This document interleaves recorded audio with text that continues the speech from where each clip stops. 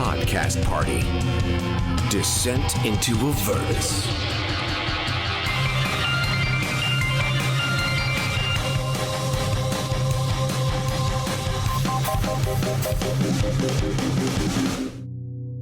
My name is Renascence. My friends and I have just left the Wandering Emporium, and we still need to repay our debt to a Tao. We're on our way to an obelisk, where we've heard we might find a wizard who can help us.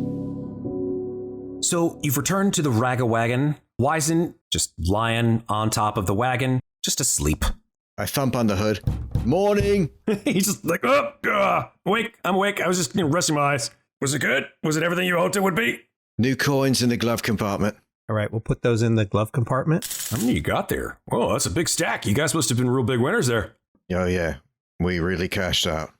Something like that, yes. Great. Well, I'm glad you had a good time. Slide over. I want to learn how to drive this. You're going to show me. Remember? You promised. Oh, yeah. Sort of jumping in the deep end there, aren't you, Corbin? What? What do you mean? I drove the two-wheeled one. I did great on that. Oh yeah, that went real well. What? Okay, well, I mean, maybe you'll do better with things with four wheels. Just show me. Come on, I can do it. Andy, what was the last time you took a driving lesson? You yourself. Many, many years ago. Do you remember what your driving instructor looked like the first time you got behind the wheel of a car? My driving instructor was my dad. Okay, well then do you remember what your dad looked like?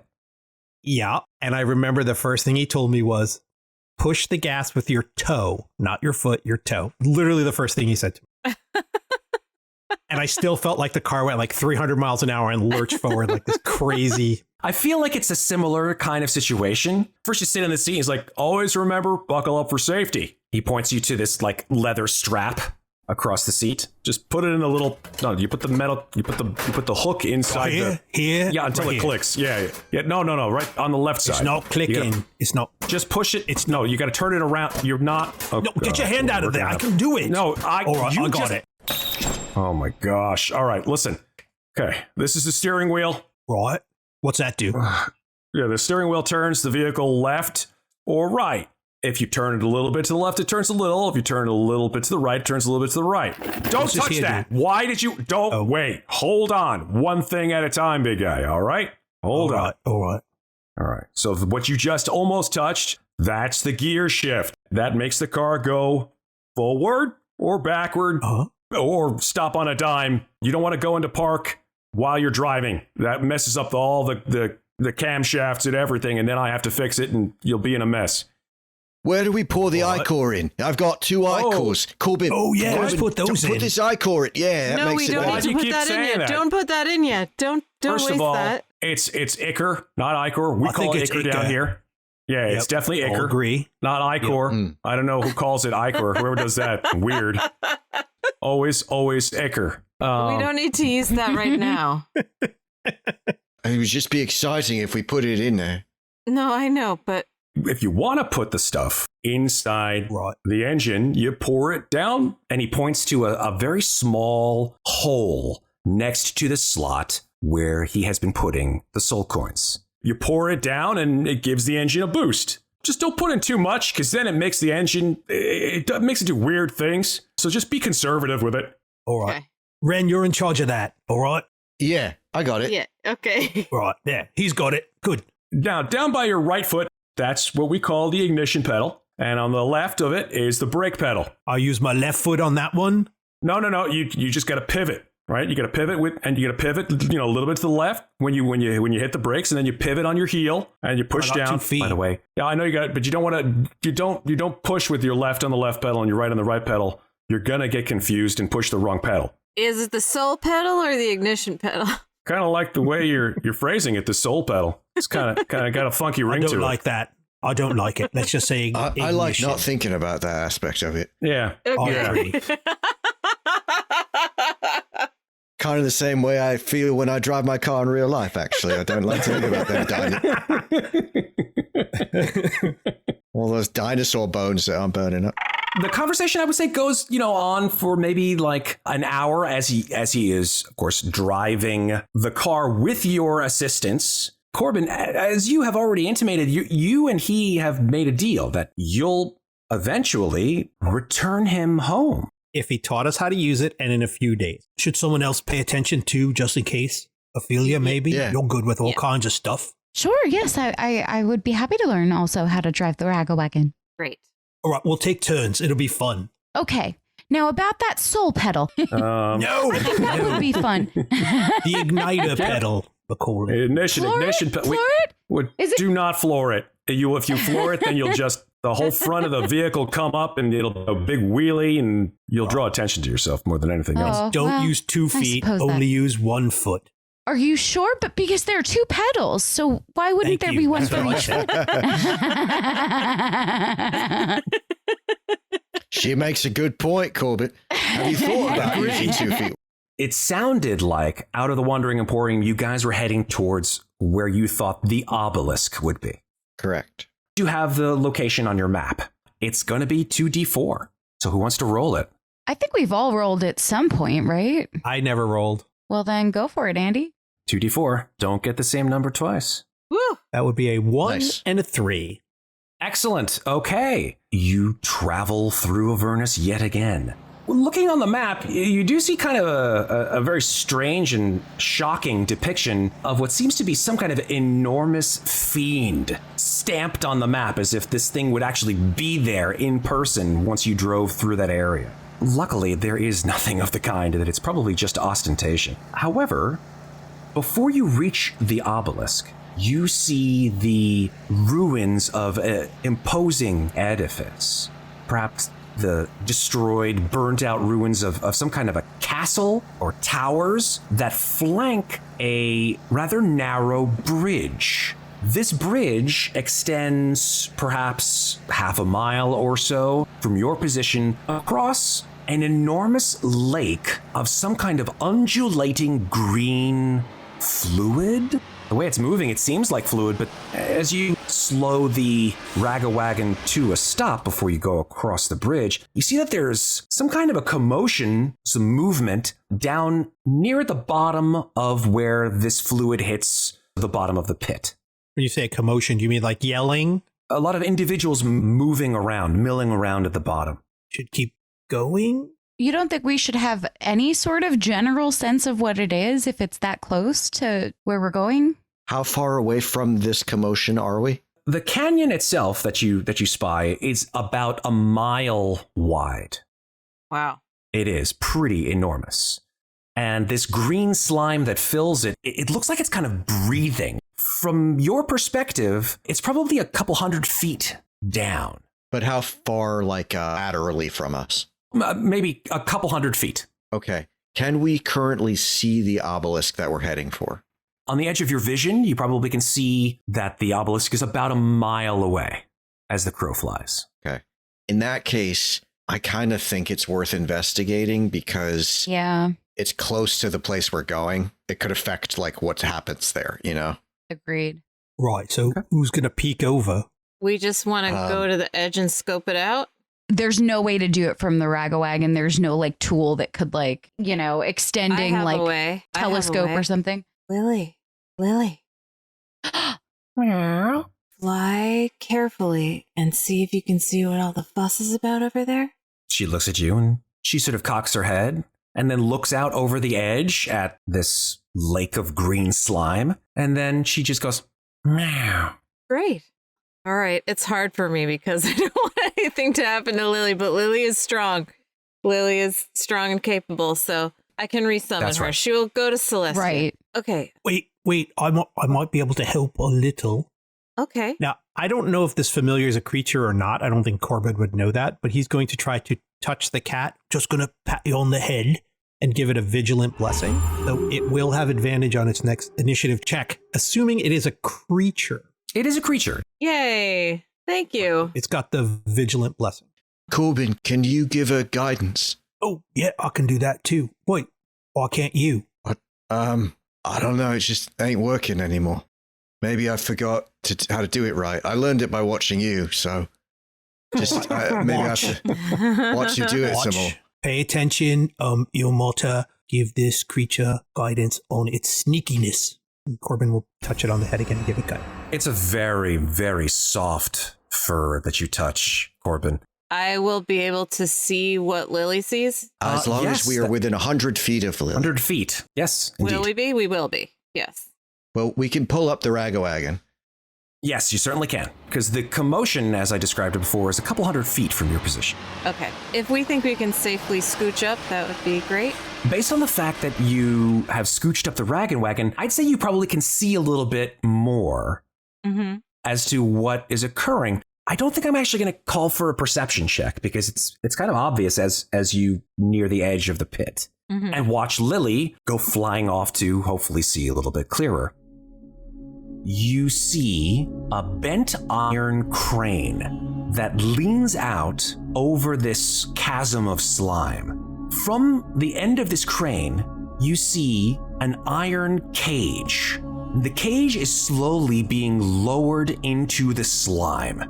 The screams of whatever creature's in this cage as it is dunked inside this slime echo through the entire chasm. Please, this is terrible. After about 30 seconds or so, the cage pulls back up out of the slime. Whatever creature's inside the cage is covered with this green goo. Another 30 seconds pass, after which the cage again is lowered into the green goo. The creature again begins screaming, clearly helpless to stop it. I'm going to break the connection so I'm not seeing it anymore. And I'm going to explain what I just saw to everybody. I'm going to ask Lily to come back. Okay, Lily flies back. Was there something like working this crane thing up and down on the controls? The crane itself did not seem to have any operator. It was simply a mechanical construction. And just over and over again, it's going up and down, up and down, up and down. Up and down, up and down. She couldn't see what was in the cage. Not from that position, no. Some sort of creature. I think we got to help them. Or was it like those people in the trees? The same thought occurred to me, Corbin, when we try to interfere with any of Zariel's punishments. It seemed like we can't. But then I remember that we were able to free Jander Sunstar. Right. So I think the right thing to do is to try to help this creature as well. Maybe we'll find out we can't, but I'd hate to just not even try. All right. Yes. Yes.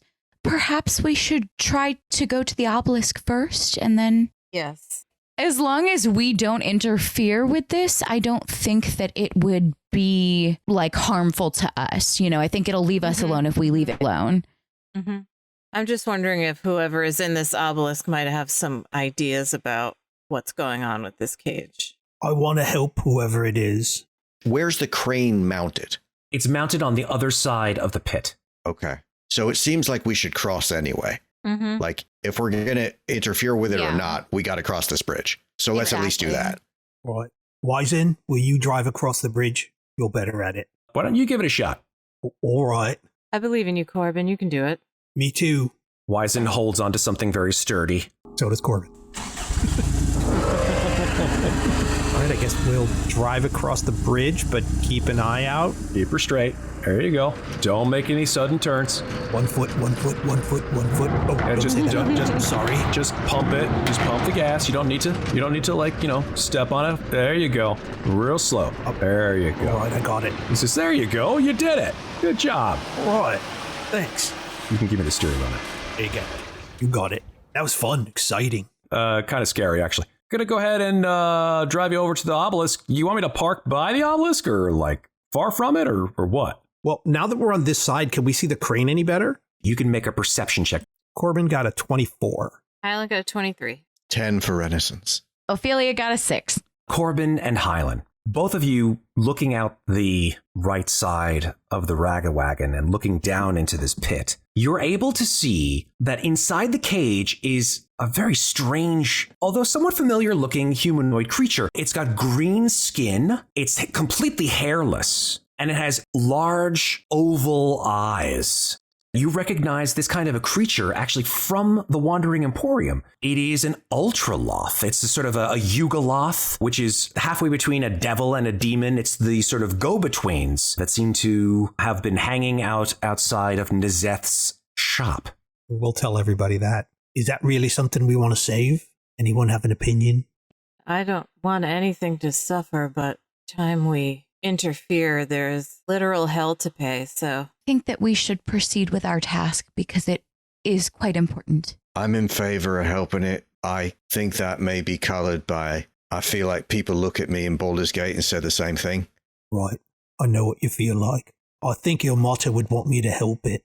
I would like to try. Well, then it sounds like we should try. If we're going to do it, it seems like the first thing we might want to try to do is disable that crane so it stops going up and down. Right. Disable it when it's up, not down, because that would be bad. Yeah, right, yeah. All right, Ren, I'm going to give you a blessing. Sorry, Slobber Chops. I mean, Lily. Here you go, Ren. You now have a vigilant blessing, so you'll get advantage on the next initiative check. Okay. Do we want to drive or do we want to sneak? I think we should drive only because then we can use the Ragawagon as a weapon if we have to. Whereas, it could smash it or pull it up. Yeah. To quickly Or to escape. pull it, yeah. Yes. Mm-hmm. Yeah, so we'll drive the Ragawagon over to the crane. How close do you want to get to the crane? 30 feet, 60 feet. Yeah, sounds good. You get within about 120 feet of the crane, and Ofelia, in your mind, you hear a voice that says, "Oh, thank goodness, have you come to release me?" We'd like to try. Do you know how? Yes, please. You release me. I can do such things for you. Please, you must jam the crane's winch. I'm relaying this information to the others. How would we jam the crane's winch? Whatever you can. It's something enormous, large, hard, sturdy. We got harpoons. That could work. That'll work. Yeah, I'll grab one of the harpoons out of the Ragawagon. I'm looking for interlocking gears or something like that in the crane that I can jam the harpoon into. The crane is probably about 2 stories tall. It's a mass of infernal iron. As you approach, you see that there is a winch, which is completely unmanned. It seems magically powered, to be perfectly honest. Some kind of a mechanism that constantly moves the cage up and down forever, essentially. It's like a perpetual motion machine, I guess only in hell. Ophelia asks, who did this to you?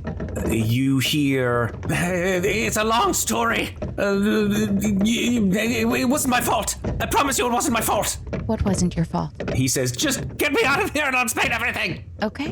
Oh, God, I'm going down again. All right. Listen, just everybody be ready to if I stick a harpoon in the winch and the winch turns into a winch monster, or the slime comes up and grabs me, or something appears that was invisible standing right next to the winch and kills me before I can do anything. Just the rest of you, be ready to do something. I'm gonna say 3, 2, 1, harpoon, right? And I'm gonna do it. Okay, I will ready an action to throw psychic blades at any enemy that should appear. Corbin will ready his Hellfire Hammer. Guess she will ready Vicious Mockery. 3, 2, 1, harpoon. Hi, everybody.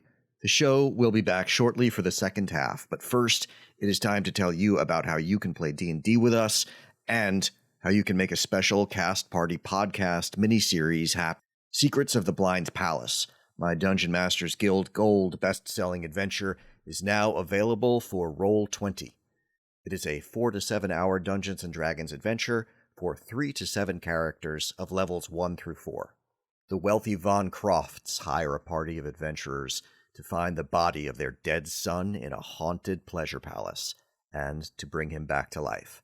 To aid in their quest, the Resurrectionists are provided with a guide, the only survivor of the previous expedition, a bard who has been unable to speak a word or sing a note since she escaped from the Blind Palace. Special thanks to Rachel Savicki, who did an amazing job converting this adventure for Roll20. It's got all the battle maps, the dynamic lighting, the tokens all set up. It is gorgeous. It also features original maps and artwork by Carolyn Fox, aka Hylan. Would you like to harpoon a winch like Renascence did in this episode? Cast Party's professional dungeon masters are available to hire for online games. We have games for kids as well as adults, and our DMs can run almost any of the official Dungeons & Dragons 5th edition adventures, as well as third-party adventures, and even some we've created ourselves. We can also run games for Pathfinder 2e, Blades in the Dark, Dungeon Crawl Classics, Alien the Role-Playing Game, Monster of the Week, and others. Check us out at cast-party.com and follow us on Facebook at CastPartyDND, on Twitter at CastParty2, on Instagram at cast_party, or on TikTok at cast_party. As always, we're offering free monthly adventures with our Dungeon Masters. The free games fill up quickly, so if you would like to grab a spot, you should join our email list or our Discord server. Links to both can be found at cast-party.com. If you enjoy Podcast Party, please follow the show, rate us, and leave us a review. Thanks very much for listening, and now back to our adventure in Avernus. There's a screech of metal. The harpoon is absolutely bent at a 90-degree angle. The gears grind. There's a fly of sparks, and the winch stops moving. I draw Heaven's Fall and wheel around. Nothing's there. We'll just have to pull it up the rest of the way? Well, it's up, right? He's now hanging. Well, the cage is still locked, right? So I would have jammed it when he's level with the side of the... Yeah, that's fine. That's fine. Like what? Totally fine. What this means is I have to climb out there and pick that lock. So how far now from the edge is the cage? Probably like 30 feet. Hylan, can you pick that lock?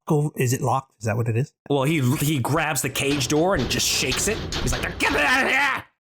Hylan, I can carry you over there if you want to try to pick the lock. I don't know how to do that. You see, by the way, that his hands are manacled.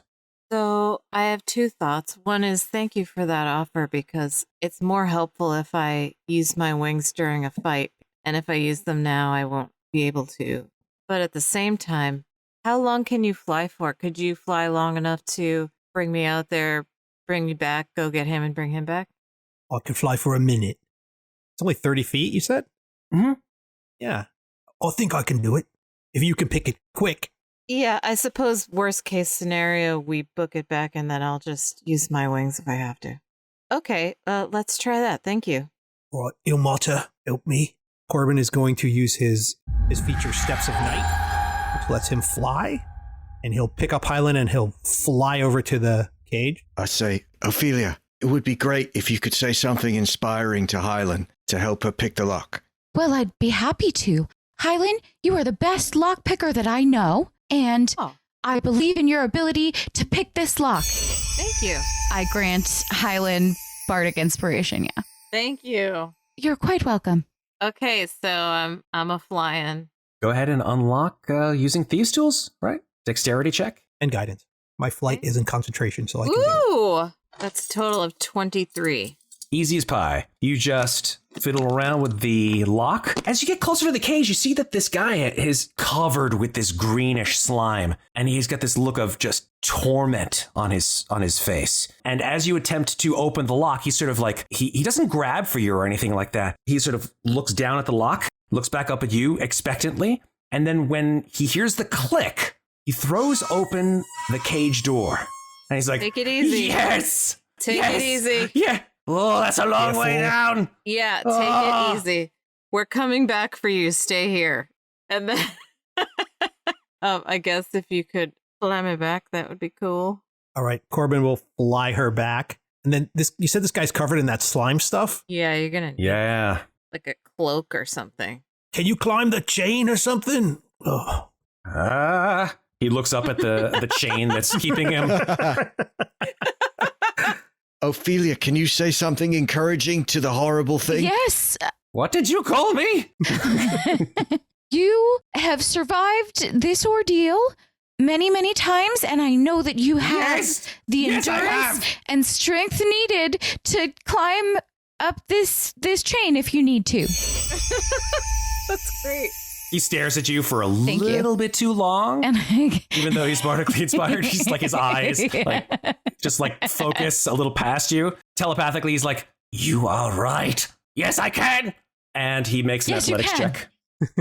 God. Corbin will fly back, but doesn't want to touch him because he's full of the slime stuff. But he'll be nearby. If he leaps from me, I'm going to fly away. Okay. I'm going to run in action to move. Hylan, can you clean him off with your prestidigitation? Oh, can I clean slime off? It says you can clean things. Try. Well, all right. Great idea. Yeah, de-slime him. De-slime Great him, idea. I will prestidigitate our friend and hope to get the slime off of him. Yeah, you attempt to do this prestidigitation to get the slime off, and it just doesn't want to come off. Great idea, Renascence. Wow. I'm just kidding. I'm kidding. I'm just kidding. He starts climbing out into the top of the cage, and I'm going to make him do an athletics check to climb up to the top of the winch. Oh, God. I'm actually going to tell you what the DC is, right? To climb all the way to the top of the winch on this chain, I'm going to make it a DC 17. Oh, it's pretty God. high. Oh my God. Right? He's going to He fall. does have he does have bardic inspiration though, right? He has bardic inspiration. Here we go. Yes, Here we he go. does. Here we go. That's a 5. Oh, my God, you guys. Plus. Yeah. Well, he's not getting to a Okay, 17. I'll You roll it still again. can't get to a Okay. 17. You got a 2 on that D8, so that's a total of 7. Does that mean he plunges to his death, or he just stays there like a weakling? He may be able to catch the edge of the cage, or Corbin could make a reaction to try to catch him. Dexterity saving throws kind of thing. Hey, either way, he tries to climb up the side of the cage. He's like, and the slime makes him all slippery. And he's like, Oh, no, this is not good. Oh, God. And then he attempts to grab the side of the cage. Yeah, we Classic. really made a difference here. It was a good idea. Corbin, do you want to try to catch him? Yeah, Corbin will try to catch him. But like with a cloak or something, Yeah. not just with your bare hand. He's just going to reach out with his big, long bugbear arms and catch him. A dexterity saving throw. 17. Does it burn? Does what burn? When he touches the slime. When you grab him, he's dripping with this sort of greenish jelly. It doesn't burn. It's just real slippery and stinks. God, it stink. All right, so Corbin's going to wrap the big bugbear arms around him completely, and his legs too, and he's going to kind of fly on his back and then head back over to his friends. Nice. You just dump him unceremoniously on the ground. Oh, this is gross. Like you gave birth to him. Oh, God. Oh. Sorry. Stands up. Hairless green child. Standing up off the ground. He stands up. He says, "Thank you. You saved me. I would have probably drowned down there." Yep, this is disgusting. What is this stuff? That is Shumrath. Oh, is it what? Boy. What's That that? is... Oh my, you've not been here in Avernus, I assume, for very long. We're just here for a short stay, vacation, you know. That's it. What? Vacation? Who is this? Who is Shumrath? Who's that? Remember when I told... I think it was you. And he points at Ofelia. What happened and why I was in the cage in the first place? Yes, I had asked you that, and you said you would explain. It was a long story, and it wasn't your fault. Yes, it was not my fault. I was put in this cage. Bell accused me of stealing soul coins. Bell who? Corbin grabs him. Oh, Belle! Who accused you? Who? Oh my, you really don't know this place at all, do you? Bell is... Well, he was, at one point in time, the Archduke of Avernus. Now, well, he's not very much anymore. He just sort of lords over his forge out there in the wastes of Avernus and broods in his pit of doom. He still has some power. I mean, Asmodeus didn't take away all of it. I think to Gargs in my head. Gargs, does this story check out with you? Bell? You hear a voice in reply. Renascence, when next we speak, you'll learn all about Bell. I guarantee you. And he says nothing more. All right, so, Bell, keep talking. Just tell us everything. What did you steal? Why are you here? He sicked one of his pit fiends on me and punished me with this horrendous deal. And he points to the contraption. He says, to be immersed in Shumrath for all eternity until you rescued me. What's the pit fiend's name? Corbin is very focused on this right now. He's not even listening to you guys. He's just very focused. Oh, that was one of Zariel's generals herself. She at the time, of course, worked for Bell. Her name was Lucille. Lucille. She go by any other names? We've seen Lucille. It's one of Zariel's lieutenants. Well, now she is. She used to work for Bell long ago, but yes. Yeah, it's a rich Avernian tapestry. That, and he points again down into the pit of green slime, used to be a rival of Bell's named Shumrath. Shumrath was imprisoned at the bottom of this chasm, and over hundreds, perhaps thousands of years, Shumrath was reduced to a fetid lake of slime. It's still alive, of course. So, what did you do to deserve this? exactly? Tell me the truth. You owe me. I was falsely accused of stealing, as I said, stealing soul coins from Zariel, and... Inside check. Go I'm for it. being falsely Yep. accused. That's a 12. Can't really tell. But now that you freed me, I can show you such wonders, such things, of course. Like what? Well, you seem to certainly have some kind of interest in Bell. I can direct you on where Bell's forge is, if you wish. Not a bad thing to know. Yep. Show him the map and tell him to put it on the map. He looks at the map, he's like, well, look at this. You've got everything on here. You've got the Tower of... Oh, my goodness, what is that? I've never seen that before. But of course you have... Yes, there we are, the Pit of Shamrath. There's a bloody Archon and his monument to Tiamat.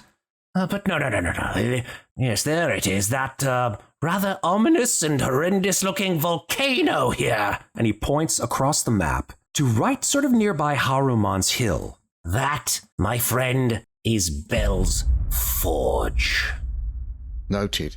Can you tell us anything about that obelisk? I point to the obelisk in the distance. He says, it's been on the edge of my vision. I've noticed it. I just didn't really think very much of it. He had a lot of Shamroth in his eyes. Too much Shamrath in my eyes. Can I insight check him on not knowing anything about the obelisk, if that is true? Sure. 15. With a 15 insight, he seems to be telling the truth. I feel impolite not knowing your name, sir. Would you mind something we can call you? Oh, yes. My name is Baazit. Ah, Baazit. Do you know where we might find the Bleeding Citadel? His enormous ovoid eyes blink at you, and he goes, the what and what? Oh, well. Take that as a no. Well, best of luck to you, I guess. Nope. Is he still manacled? Yeah, he has these sort of strange ornate. They're made not out of infernal iron, actually. They're made out of some kind of a golden material, and they have sort of strange insignias on them. Corbin, have a look at those. Special look at those. All right. I'm going to need a few minutes. Keep questioning him. And Corbin is going to ritually cast Detect Magic. Christ. Ask him about the other places on the map if he knows what anything is. I say there's lots of places on this map, but not a lot of them have got names next to them. Anything else on here that you could stick a name on for us? Well, this is, of course, the Pit of Shamrath. And he points. He says, you should write Pit of Shamrath on here. Go ahead. But I'll take care of that. Pit of Shamrath. Yes, 2 M's? Yes. 2 M's. R-A-T-H. Mm-hmm. Let's see. He looks at your map. Bell's Forge. You got that there. You don't have Costich's Maw. Oh, that's a hell of an omission. No pun intended. He sort of shakes his head at that horrible pun. Just point it out. He points to the very far edge of the map, the eastern edge of the map, where there is just a crevasse with what seems to be some kind of a small cave outlined in red. And he points to that and he says, that is Costich's Maw. What can you tell us about that place? He says, it's the cave opening of a very powerful demon that took root here in Avernus and made it his home. Right. And that's Costichi with a K. Just spell it how it sounds. Costichi. So it's K-O-S-T... C-H... Yeah, I'm concentrating. You guys are distracting me. Kostchichi's more. Kostchechis. I'm pretty sure it's Is it Kostchechi? No, it's Kostchichi. It's Kostchichi. All right. Listen, it's been 1,000 years or so since we've actually seen each other, but I'm pretty sure it's Kostchichi. Kostchichi's more. And that's... Oh, look, it's just been 10 minutes. Go ahead, Corbin. Detect Magic. Yeah, so with your Detect Magic eyes, you see that the item around Baazit's wrists is magical. Do you have keys for that? No. Oh, do you know how to take them off? Well, if I did, then I wouldn't have them around my wrist now, would I? I can try to unlock them for you. All right. Do you know anything about them? They prevent me from going back to where I'm from. They prevent me from using teleportation. Oh. I bet if we got them off you, you'd teleport, right? Of course. They keep you here in Avernus as well, right? So otherwise you'd go home. I would if I had to. If I didn't have any work to do or any kind of deals to make, then yes, of course I would go home. Okay, so they can't teleport, but he also can't, travel between planes if he's wearing that. That's actually pretty useful. Yeah. Yep. We should get them off him, you know what I mean? Mm-hmm. Yeah. Yeah, Hylan, see if you can spring him. All right. Corbin, do your guidance. I showed you how to do it. We'll both do it at the same time. All right. 1, 2, 3, guidance.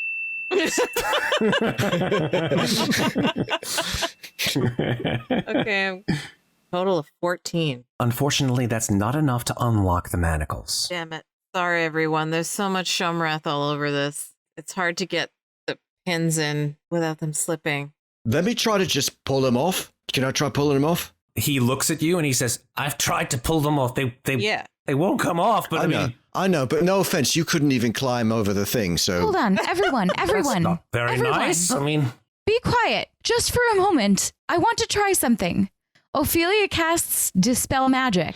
And as soon as she casts Dispel Magic on them, that magic aura fades. What did you do? Can we pop them off now? Will they open? He just shakes his wrists and the shackles open. My God, you've done it! The manacles fall on the ground. Corbin will catch them before they fall. Well, all right. Ophelia, you have magic that can say what this is, right? You can identify it. I can indeed. Well, I hope I can. I cast Identify.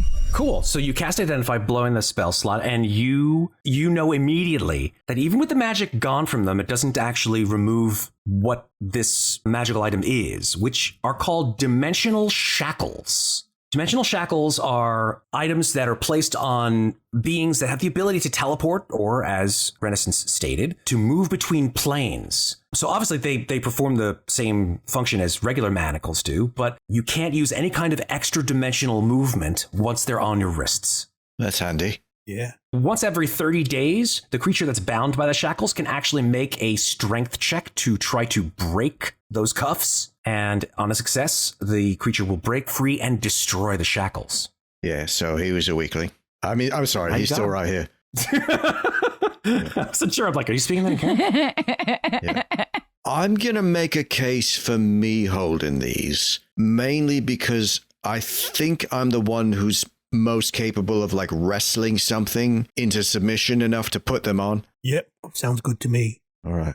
This guy didn't have anything else magical on him, right? No, he did not. Put that in my pack. Okay.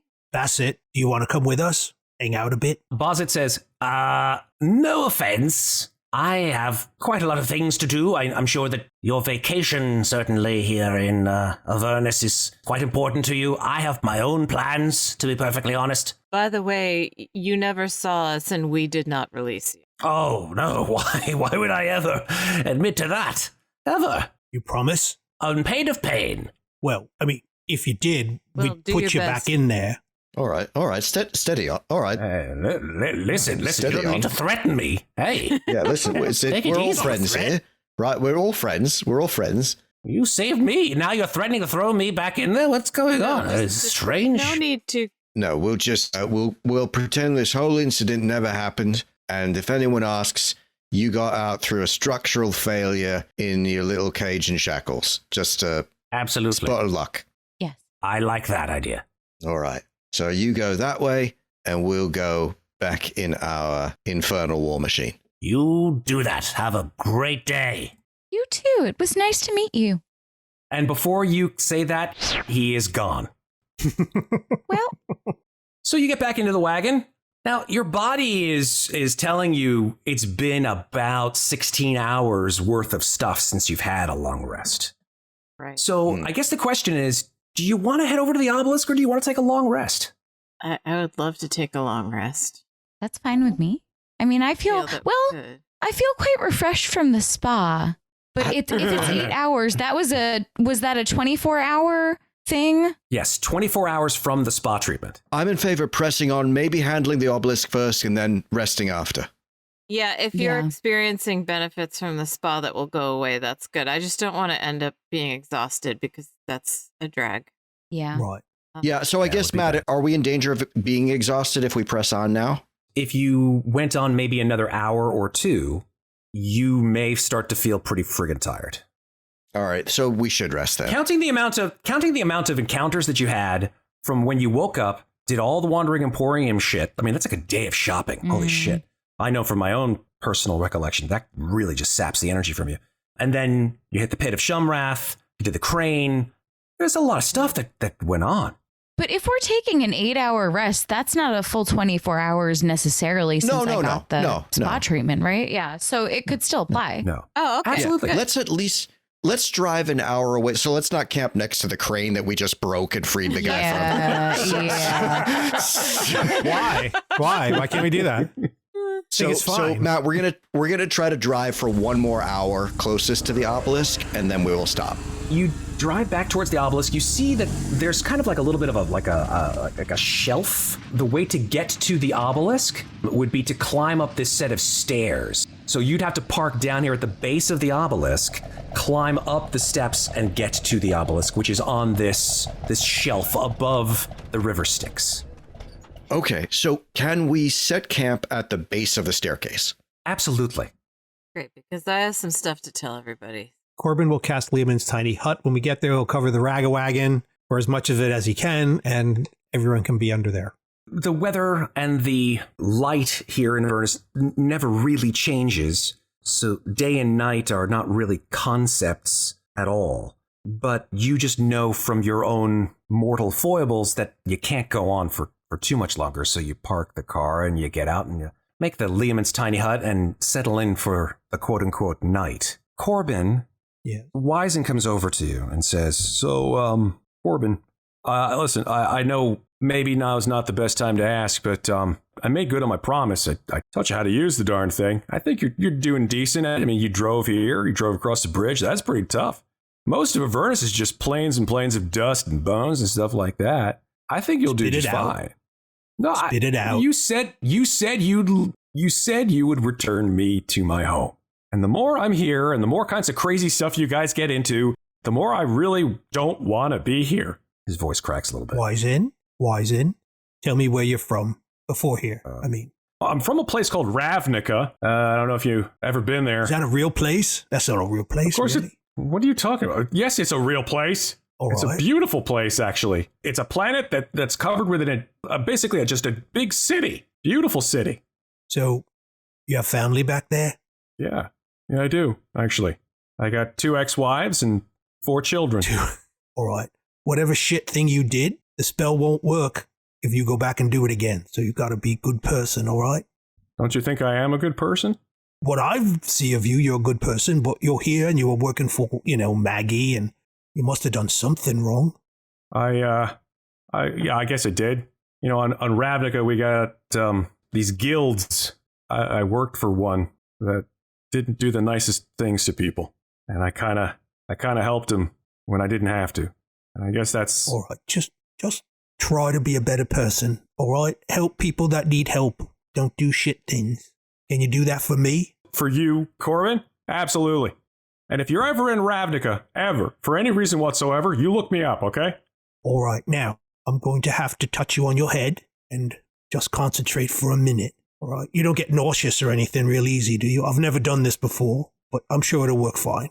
Ilmata, send our friend Wizen back to his 2 ex-wives and 6 kids, 4 kids? 4 that I know of. 4 kids that he knows of. And thank you for all your help, Wizen. You're a good man. And Corbin casts banishment on him. So you return him to his home plane with banishment. You guys watch as Wizen fades from view. And just before he goes, he says, "Hey, Lulu, it never would have worked out between us." A pop. I didn't even think of that. That's a little gross. Nobody did, literally. Yeah. Nope. No one. Only Matt. Before we go to sleep, Corbin's going to go over to Renascence and say, Ren, do you want to check on your brother? I appreciate the offer, Corbin, but maybe not just now. It would actually be a bit painful, I think. If there's something wrong, there's nothing I can do about it, so I'd rather not know until I'm in a position to help if he needs it. All right. But if you ever want to send a message, I could. Thank you, I appreciate it.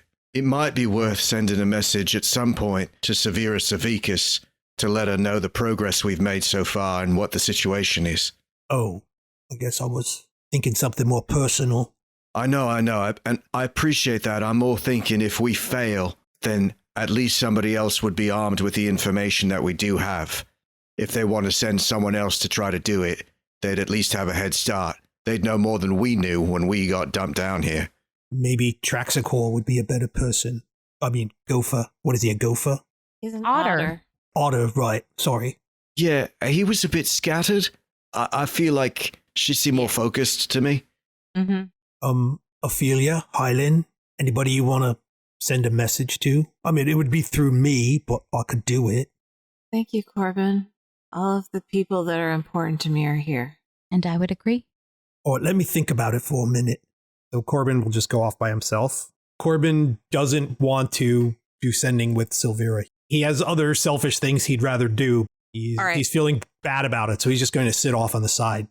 I will get settled in. I'm going to go next to Renascence and I'm going to ask Lily if she wants to sit on my lap and get comfortable. And I'm going to say, now that we have a little bit of time, I was hoping I could tell you about how I got Lily and how I might have made a unilateral decision that I'm hoping everybody is okay with.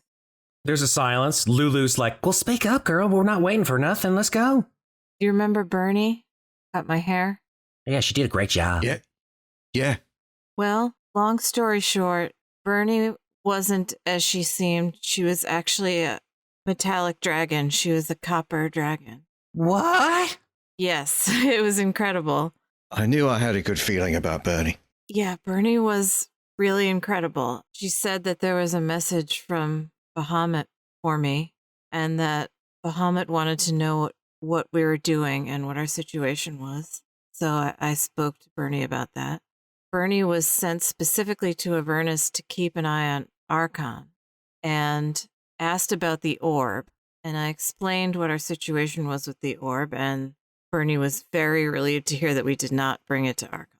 And I asked if there was any way that could be kept safe somewhere or could be destroyed. And Bernie said that she could take it to Celestia. She can teleport. I have a lot of faith in us, but going up against someone like that, I don't think it's smart. And it's a very dangerous item. So Bernie said they would take it to Celestia and keep it safe. So I gave it. I asked if I could speak to you about it, and there wasn't any time, and I couldn't. So I hope that you're not angry, or I hope you think that was okay to do. We had already decided not to give it to him, and just having it out in Avernus was too dangerous. I accept responsibility for it if you think it was the wrong idea. I feel like that's the best possible thing you could have done with it, Hylan. I would agree. Put it where Archon can't get a hold of it. If I was there, I would have told you to do exactly what you did. You agree, Ofelia? I do. I agree, Hylan. I think you did the right thing. Can't hurt anyone else now. We can do anything to prevent pain to others in a place where pain and trauma and destruction are so rampant. I think we should do it. I'll sleep a little better tonight knowing that orb is out of Avernus. And what's more, Archon don't even know. Right. And as a parting gift, she gave me Lily. And so Lily is going to travel with us, and she's my familiar now. She can understand what we say, just so you know, she can understand common. So, you know, don't insult her or anything. Yeah. Welcome aboard, Lily. Lulu looks at Lily and goes, well, there goes me being the cutest thing on this trip. It's not a competition, Lulu. I know. She's just adorable. I love her. I mean, I love all you, but I kind of love her a little bit more. No offense. We understand. I think we need as many pieces of Celestia as we can get in this place. Lulu stretches out her wings and she says, she's real fluffy. Flies in a circle next to Lily and lays down. You're all bed down. Get comfortable as you can be. And Renascence, as you close your eyes, in your mind, the voice of the hidden lord, Gargoth, comes back to you. Hello, Renascence. I think it's time you and I have a real good chat.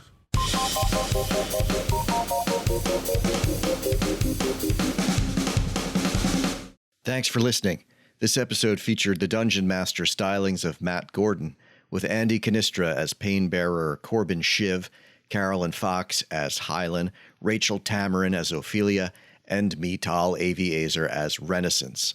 This episode was edited by Carolyn Fox and me. Our original theme music is by Lauren Anker and Anthony DiMasso. Remember, if you enjoy Podcast Party, please follow the show, rate us, and leave us a review. Thanks very much for listening. We'll be back in 2 weeks with the next episode of Descent into Avernus. Instead, I'm sorry. What did you say? Catch him? Cantrip. No. Okay, but I thought you were saying ketchup. Ketchup. I thought you were saying ketchup over and over, and I was like, that is not a spell I have. What are you talking about? Ketchup, no, mayonnaise. I was readying a cantrip. I was just trying to figure out which one, guys. I guess she will ready vicious mockery. I am. Yeah, who I am totally going to homebrew ketchup as a cantrip. Please do, because I would love a ketchup cantrip. I don't know what it would involve. Maybe like acid. Could it be acid damage? Like because of the Yeah, I'm down for it. The acidic nature of the tomatoes. 2, 1, harpoon. Okay, you take the harpoon and you jam it into the wind. Just skipping past the stuff I'm going to edit out. You don't think our listeners want that? We'll never know.